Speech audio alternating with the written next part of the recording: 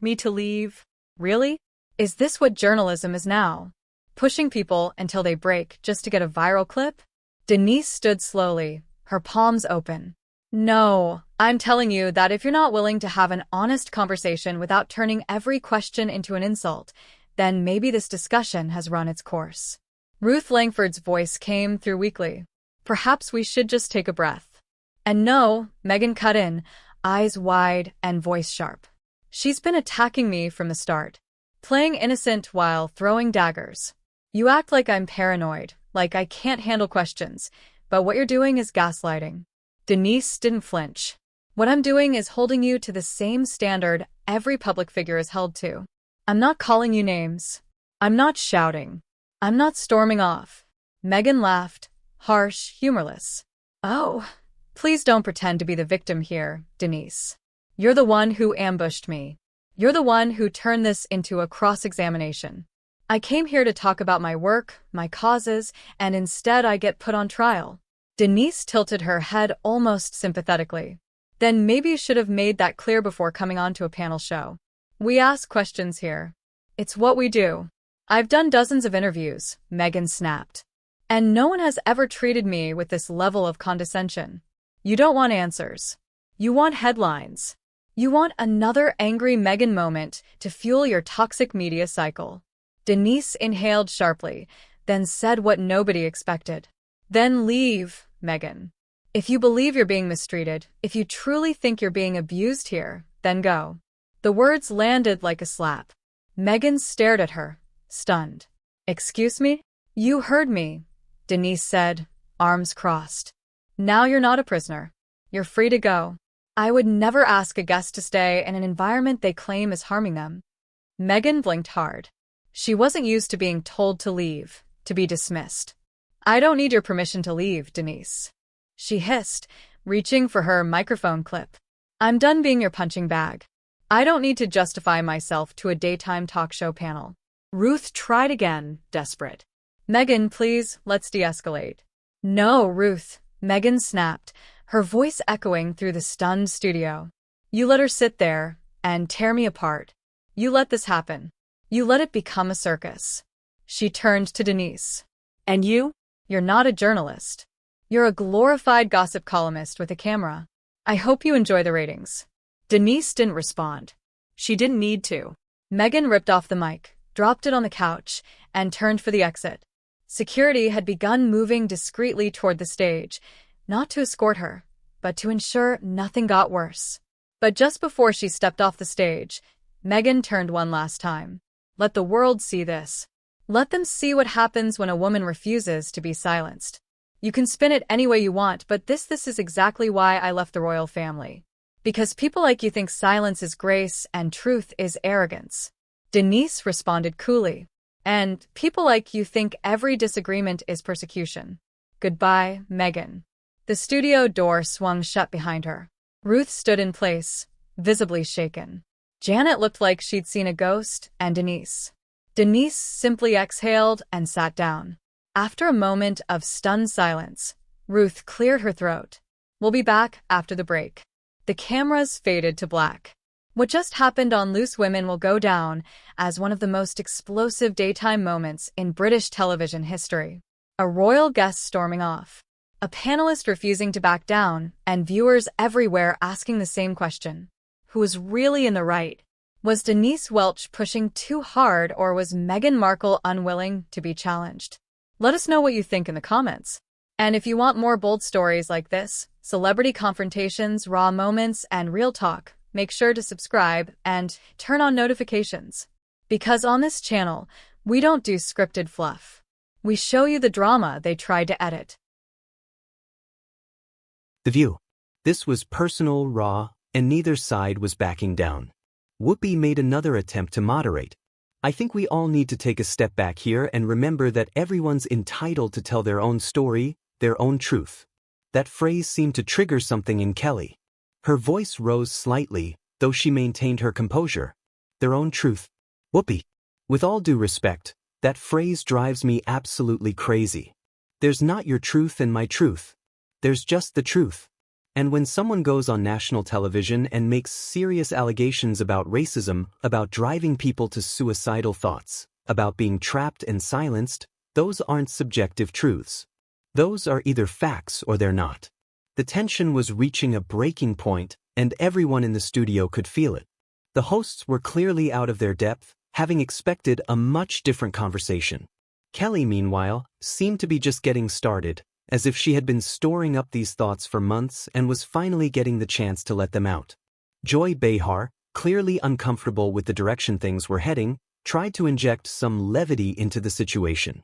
Well, Megyn, I think we're all just trying to show some compassion here. Nobody's perfect, and sometimes people make mistakes when they're under enormous pressure. Kelly's response was immediate and sharp. Compassion. But where was the compassion for the elderly queen who spent her entire life serving her country only to have her final years overshadowed by accusations that she never got to properly address? Where was the compassion for Catherine, who was recovering from surgery and dealing with her own health issues while being accused of photoshopping family photos? Where was the compassion for the staff members who were just doing their jobs? The hosts were visibly struggling now. Alyssa tried a different approach. But Megyn, don't you think there's something to be said for the courage it takes to speak out against a powerful institution? To risk everything to tell your story? Kelly let out a laugh that had no humor in it whatsoever. Risk everything? Alyssa? Let's be real here. We're talking about someone who parlayed their royal connections into Netflix deals worth hundreds of millions, Spotify contracts, book deals, speaking engagements. If this is what risking everything looks like, then sign me up. Sunny jumped back in, her voice getting more defensive. That's not fair, Megyn. You're completely dismissing the legitimate concerns about media treatment, about privacy, about the pressures of royal life. I'm not dismissing anything, Sunny. I'm asking for consistency. You can't claim to want privacy while simultaneously doing tell-all interviews, launching podcasts, writing memoirs, and courting media attention at every opportunity. You can't claim to be silenced while having platforms that reach millions of people worldwide. The audience was completely absorbed now, hanging on every word. This wasn't the usual celebrity gossip or political sparring they were used to. This was a full-scale confrontation between two completely different worldviews, and neither side was willing to give an inch. Sarah Haynes made another attempt to find middle ground. I think what's challenging here is that we're dealing with someone who was genuinely struggling with mental health issues, who felt isolated and unsupported. Surely, that deserves some understanding. Kelly's response was swift and pointed. Sarah, mental health struggles are real and serious, and they deserve compassion and support, but they don't excuse making false accusations against other people. They don't excuse throwing family members under the bus. They don't excuse using your platform to destroy other people's reputations while building your own brand. Whoopi was clearly losing patience with the direction of the conversation. Megyn, I think you're being extremely harsh here. This is someone who was clearly in pain, who felt like they had no other options. No other options? Kelly's voice rose slightly, though she maintained her controlled demeanor. Whoopi, they had every option in the world. They had access to the best mental health care, the best support systems, unlimited resources. What they didn't have was the ability to completely reshape a 1,000-year-old institution to match their personal preferences. The tension in the room was now so thick you could cut it with a knife. The other hosts were clearly regretting their decision to have this conversation on live television. But there was no turning back now. Joy tried once more to defend what she saw as the underdog. But Megyn, surely you can understand feeling trapped in a situation, feeling like the rules don't make sense, feeling like you're being treated unfairly. Kelly turned to face Joy directly, and her response was devastating. Joy, I absolutely understand feeling trapped. I understand unfair treatment. I've been sexually harassed by powerful men in this industry. I've been threatened, intimidated, and pushed out of jobs for refusing to stay quiet. But you know what I didn't do? I didn't go on television and accuse innocent people of racism without proof. I didn't throw my colleagues under the bus to save my own reputation. I didn't play victim while simultaneously cashing massive paychecks from my supposed suffering. The studio fell completely silent. Even the camera operators seemed stunned by the raw honesty of Kelly's response. The hosts were clearly unprepared for this level of personal revelation and directness. Sunny tried to recover. That's a very different situation, Megyn. You can't really compare workplace harassment to the unique pressures of royal life. Kelly's laugh was cold and bitter. Can I, Sunny? Because from where I sit, both situations involve powerful institutions. Both involve people who felt silenced and trapped. Both involve speaking truth to power. The difference is I didn't destroy innocent people in the process of telling my story. Alyssa was clearly desperate to find some way to end this confrontation on a more positive note. I think we can all agree that everyone involved in these situations deserves to be treated with dignity and respect. Alyssa. Everyone, including the people who can't fight back, who can't defend themselves publicly, who have to maintain their dignity and their duty even while being attacked in the media. That's what real class looks like. That's what real strength looks like. Whoopi made one final attempt to regain control of her show. Well, I think we're going to have to agree to disagree on this one, Megyn. These are complex situations with no easy answers. Kelly shook her head slowly. No, Whoopi. Some things aren't complex at all. Some things are just right and wrong. And when you use your massive platform to make serious accusations against people who can't defend themselves, when you profit from playing victim while destroying other people's reputations, that's not complex. That's just wrong. The silence that followed was deafening. The hosts sat there clearly out of ammunition, clearly unprepared for the level of directness and moral clarity that Kelly had brought to the conversation. The audience seemed stunned, processing what they had just witnessed. But Kelly wasn't finished. She had one more thing to say, and it was clear that this was what she had been building toward all along. The moment that would define not just this interview, but the entire conversation around accountability, truth, and the responsibility that comes with having a platform to influence millions of people. Joy, sensing that Kelly was about to deliver something even more explosive, tried desperately to interrupt. Megyn, I think maybe we should move on to discussing your new projects, your upcoming book tour. Kelly held up her hand, her eyes never leaving the camera. No, Joy, we're not moving on because this conversation represents everything that's wrong with how we discuss accountability in this country. We make excuses for people we like. We ignore evidence that doesn't fit our preferred narrative, and we attack anyone who dares to ask uncomfortable questions. The hosts exchanged panicked glances. This was spiraling completely out of their control, and they knew it. Sarah made one last desperate attempt to redirect. But Megyn, don't you think there's value in showing grace? In giving people the benefit of the doubt? Kelly's response was immediate and crushing. Grace, Sarah, I'll show you grace. Grace is what the Queen showed by never publicly responding to those accusations, even though she easily could have. Grace is what William and Catherine showed by continuing their duties while being attacked in the media.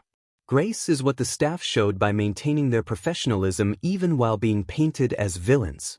Grace is not what you show by going on television and making explosive accusations without evidence. Sunny tried one more time to defend what she saw as speaking truth to power. But Megyn, surely you believe that people have the right to tell their own stories, to share their experiences. Kelly turned to face Sunny directly and her voice became deadly quiet. Sunny, let me tell you something about telling your story. I spent years building my career, establishing my credibility, earning the trust of viewers.